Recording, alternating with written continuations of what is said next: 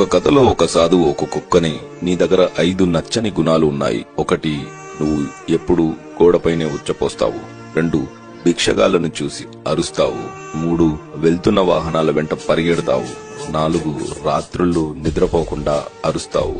5, ఎవడు భోజనం పెట్టినా అది దొంగ వెదవైనా తోక ఊపుతావు. ఎందుకలాగా అని అడుగుతాడు.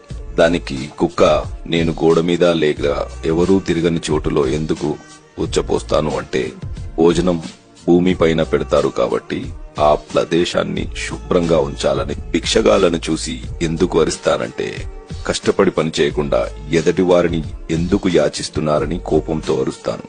వెళ్తున్న వాహనాల వెనకాల ఎందుకు పరిగెడతానంటే, అతి వేగంగా వెళ్లడం వల్ల ప్రమాదమే కాని ఎలాంటి ఉపయోగం ఉండదని చెప్పడానికి. రాత్రుళ్ళు ఎందుకు అరుస్తానంటే, నిశ్శబ్దంగా నిర్మానుషమైన ఈ చీకటిలో నేను మీకు తోడుగా ఉన్నాను, మీరు జాగ్రత్తగా పడుకోవచ్చు అని. మనుషులు 9 మంది సహాయపడి ఒకరు మోసగించిన అందరి మనుషుల్ని ద్వేషిస్తారు. కానీ 9 మంది మనుషులు మమ్మల్ని కొట్టినా, ఎవరో ఒకరు భోజనం పెడితే అది దొంగైనా సరే మేము అందరి మనుషులని నమ్ముతాం.